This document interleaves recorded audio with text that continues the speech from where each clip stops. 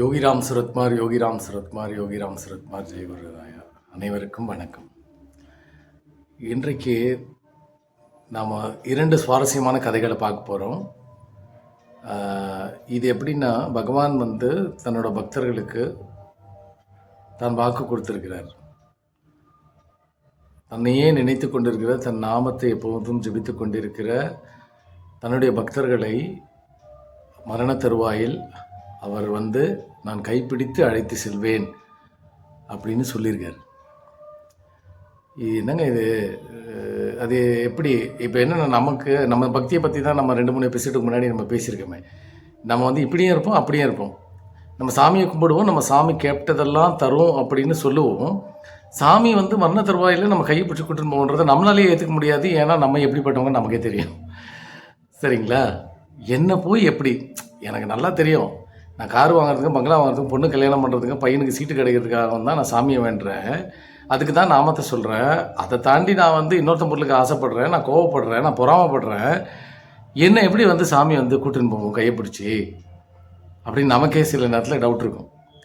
ஆனால் ஞானிகளோ, பகவான் மாதிரி கடவுளோட திருவுருவங்களோ அப்படி ஒரு வாக்கு கொடுக்குது அப்படின்னா அது கண்டிப்பாக நடக்கும். அவங்க அதை என்றைக்குமே தட்ட மாட்டாங்க, மறக்க மாட்டாங்க. 2 கதைகள் நான் உங்களுக்கு சொல்கிறேன். நிவேதிதா அப்படின்னு ஒரு அம்மா இருந்தாங்க. அந்த அம்மா பார்த்திங்கன்னா ஒரு வெளிநாட்டுக்கார அம்மா. அந்த அம்மா இந்து மதத்தில் மிகுந்த ஈடுபாடு, சுவாமி விவேகானந்தர் மேலே மிகப்பெரிய ஈடுபாடு இருந்ததுனால தன்னோட பேரை அவங்க நிவேதிதான்னு மாற்றிக்கிட்டாங்க. சுவாமி விவேகானந்தருக்கு அவர் அவரோட உடலை போட போகிற நேரம் அவருக்கு தெரியுது. அவர் அந்த நேரம் தெரிஞ்ச உடனே சொல்லிடுறாரு, இந்த மாதிரி கொஞ்ச நாள் நான் அதுக்கப்புறம் இந்த உடம்பை போட்டுருவேன் அப்படின்றத சொல்கிறாரு. இந்த நிவேதிதா அம்மா அவரோட நெருக்கமாக இருக்கிற ஒரு சீடர். அந்த அம்மா பார்த்திங்கன்னா அந்த மரண தருவாயில் யாரெல்லாம் கூட இருக்கணும் அப்படின்ற முக்கியமான ஆட்களில் அவங்களும் ஒருத்தராக அந்த சமயத்தில் இருக்காங்க. இப்போ அவர் உடலை போட்டுட்டார். சுவாமி விவேகானந்தர் உடலை போட்டுட்டார். அவரோட உடலை அந்த விறகு கட்டை மேலே வச்சுருக்காங்க. இந்த அம்மா ஒரு 100 மீட்டர், ஏன்னா நம்ம இதில் பெண்கள் அந்த மாதிரி விஷயங்களில் ஈடுபாடு அந்த இடத்துல இருக்கக்கூடாது அப்படின்றதுனாலேயே என்னவோ அந்த அம்மா ஒரு 100 மீட்டர் தள்ளி நிற்கிறாங்க.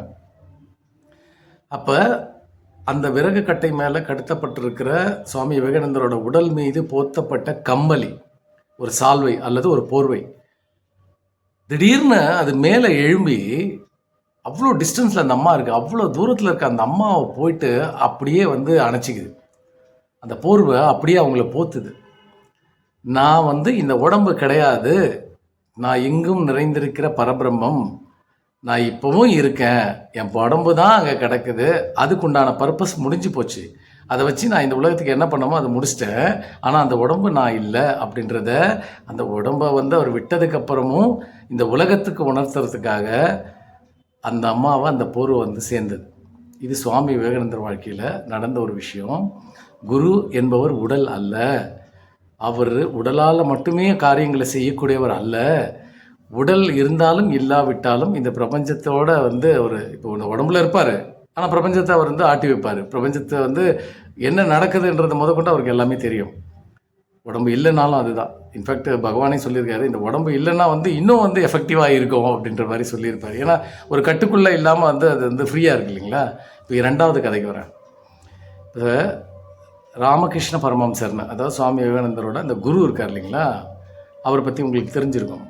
ராமகிருஷ்ண பரமஹம்சருக்கு சுவாமி விவேகானந்தர் மாதிரியே பல பல சிஷ்யர்கள் இருந்தாங்க, ஆண் பெண் பல சிஷ்யர்கள் இருந்தாங்க. அதில் இன்னொருத்தர், அந்த ஒருத்தர் ஆகப்பட்டவர் பக்தின்னா அப்படி ஒரு பக்தி. ஆனால் என்ன பிரச்சனைன்னா, அவர் எப்போ ராமகிருஷ்ண சாமியை பார்க்க வந்தாலும் குடிச்சிட்டு தான் வருவார்.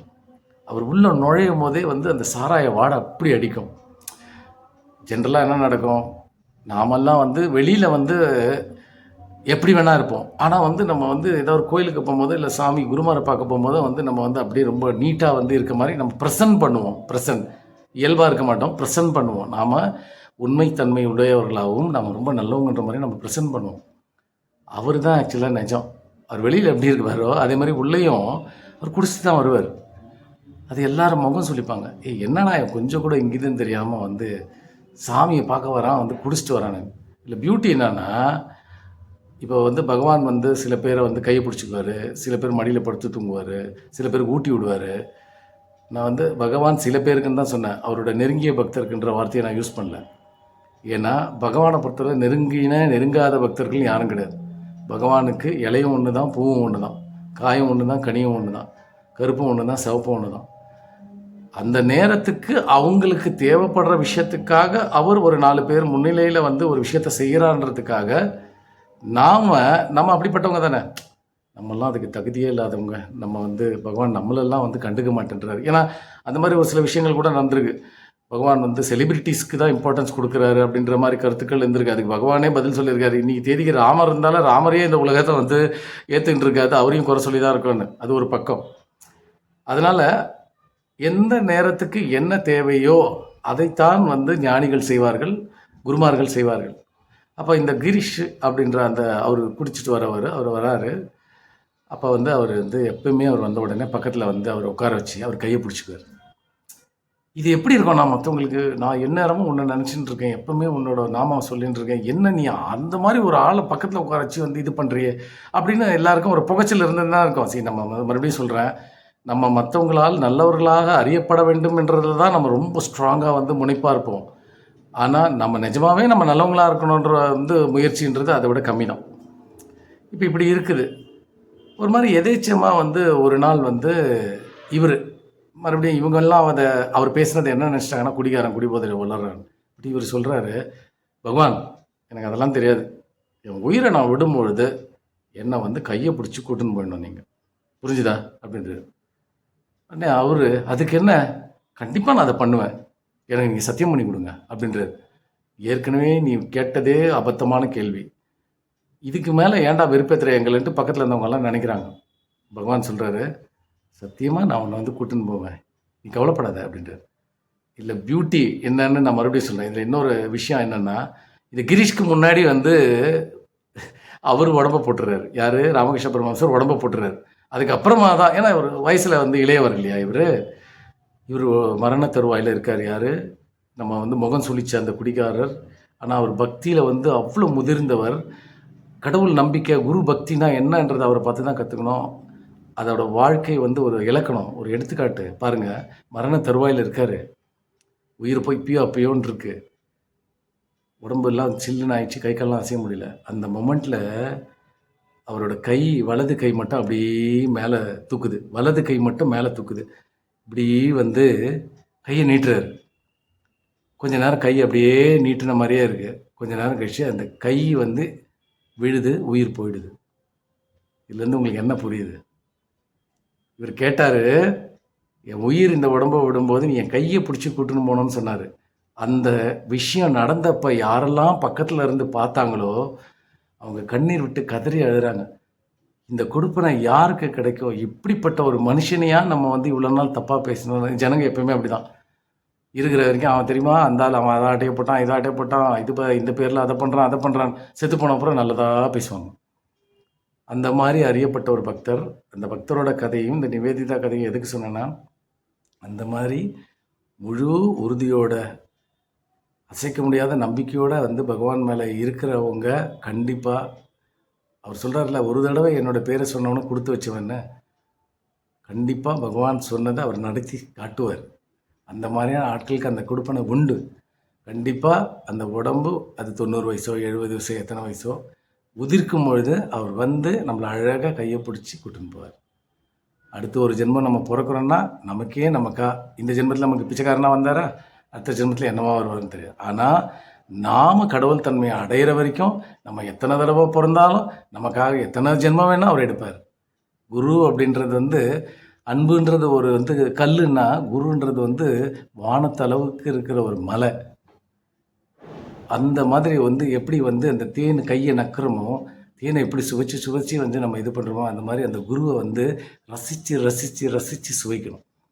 அப்படி பண்ணும்போது, என்னடா இவன் இவ்வளோ பிரமாதமாக நம்மளை வந்து ஆராதிக்கிறான், இவ்வளோ பிரமாதமாக வந்து நம்மளை வந்து லவ் பண்ணுறானே அப்படின்னு குரு ஓடி வந்துடுவாராம். குருவுக்கும் நமக்கும் வந்து இடையில் ஒரே ஒரு சின்ன திரை தான். அது குருவோ திருவோ, நம்மளால் அவரை பார்க்க முடியாது. அவரால் நம்மளை ரொம்ப க்ளீனாக பார்க்க முடியும். மேக்னிஃபைங் கிளாஸ் பூத கண்ணாடி வச்சு பார்க்குற அளவுக்கு பார்க்க முடியும். அதனால் நாம் செய்ய வேண்டியதெல்லாம் நம்ம குரு நாமத்து மேலேயும் குரு மேலேயும் கண்மூடித்தனமான பக்தியை வச்சுக்கிறது தான். நம்மளை டிஸ்டர்ப் பண்ணுறதுக்கு குழப்பத்துக்கு 1000 பேர் வருவாங்க. என்ன நீ மனுஷனை போய் கும்பிடுற, நீ முருகரை கும்பிடு, சிவனை கும்பிடாதுன்னு நாம் தெளிவாக சொல்லிடுது. அது இது வேறு இல்லைடா, ரெண்டும் ஒன்று தான்.